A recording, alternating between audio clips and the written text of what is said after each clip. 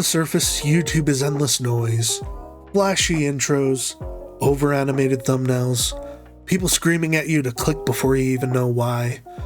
And then every once in a while, someone slips in quietly. No face, no name, no desperate plea to smash that like button. Just a man moving through the world as if the camera was the last thing on his mind. That man was Vagrant Holiday.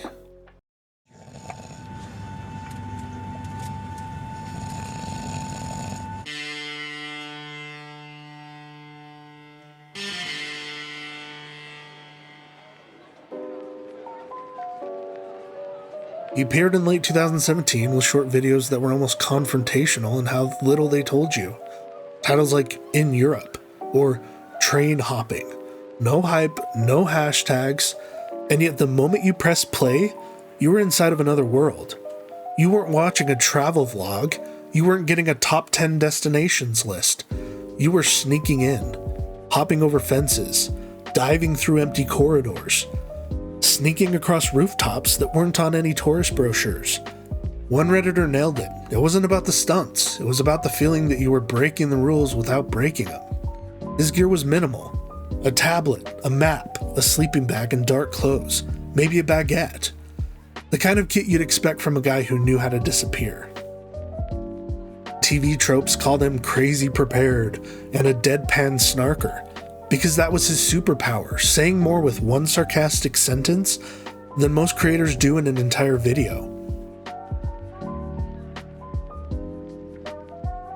Where most creators fill their videos with relentless chatter that cuts every half second, Vagrant Holiday let moments breathe. He let the freight trains slow down to a halt in the dark. While other channels were selling merch or reading ads for VPNs, he was making sure his dissolves landed at the exact moment a train whistle cut through the night. He let his boots echo in the stairwell.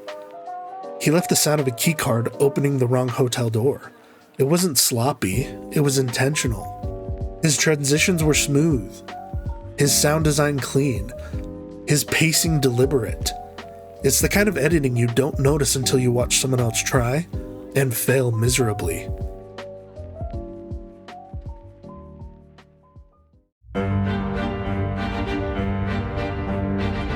Welcome back to Vagrant Holiday, the channel that has shown you the splendors of Paris, the wonders of Rome, and the electric sights of Tokyo. And now, dear viewer, I ask that you relax as I magically transport you to the suburbs of Seattle. So, here I am in the fucking suburbs of Seattle because I didn't buy a plane ticket anywhere cool. And this is where I live. So, what can I tell you about Seattle? Vagrant Holiday didn't interact with his audience. No comments, no community posts, no behind-the-scenes Q&A, but the community interacted with each other. On Reddit, threads popped up like wildfire. In his absence, the audience became the storyteller, piecing together sightings, dissecting old footage, filling in the blanks with their own theories.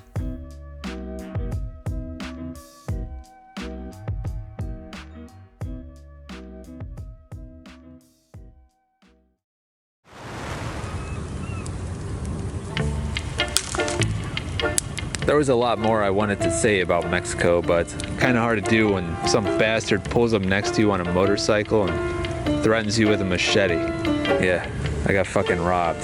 I got about $30, my phone, my camera, and the SD card with the second half of this video on it.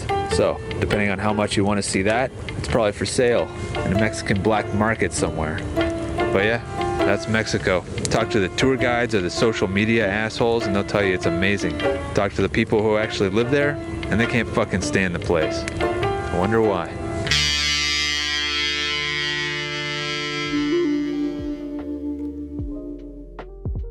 In Mexico, late at night, he was robbed at machete point. But Vagrant didn't turn it into clickbait. He didn't do any gone wrong thumbnails. He just mentioned it in passing. But moments like that can change you. When the risk stops feeling playful and starts feeling mortal, that's when the game can lose its shine. Some people theorize that that alone would make you want to move on.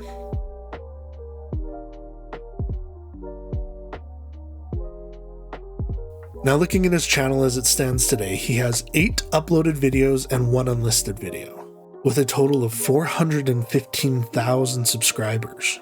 No updates, no community responses, nothing.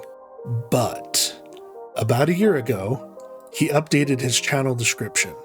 It reads, "I'm done with videos. No more will be posted here. Vagrant Holiday was a side project done purely for fun and not profit. No need to read further if you're sane. Do not try to find or contact me for any reason. I owe nothing to anyone.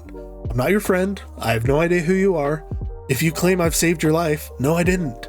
You don't need to know what I'm doing. It's not your business. If someone not posting to the internet on a regular basis is upsetting or the most mysterious thing you've experienced, I can't help with your problem. Read this."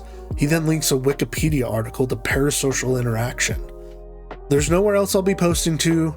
Rumors surrounding this channel are likely made up by attention seekers. If it sounds dumb, it probably is. If it doesn't, you might be the one who's dumb. Go outside. P.S. to those asking if I'm dead, the answer is yes. Funeral was last week. You weren't invited." It wasn't vague. It wasn't cryptic. It was final. It wasn't a cliffhanger. It was a locked door. So why walk away? Some think the robbery rattled him, others think fame was the problem, and for someone who built a brand on being anonymous, too many eyes can ruin the magic. And who knows, maybe it's simpler than that, maybe he just got bored. And honestly, that's the most honest ending a YouTube channel can have. No manufactured drama, no farewell merch drop, no taking a break video that's just a teaser for a comeback. Just done. Even now, his clips keep showing up. TikTok, Reddit, compilation channels. And every time someone new asks, where did this guy go? The answer's always the same. He left. He meant it. And that's why his work still feels untouchable. TV Tropes lists him as a faceless protagonist. Not because he's hiding, but because showing himself would have added nothing to the story. Vagrant Holiday didn't just disappear, he walked away. And in doing so, he kept his channel exactly what it was always meant to be. A window into a world he let us see, but never own. If you're still out there, Vagrant, enjoy retirement. You don't know us a damn thing, and sometimes things just end.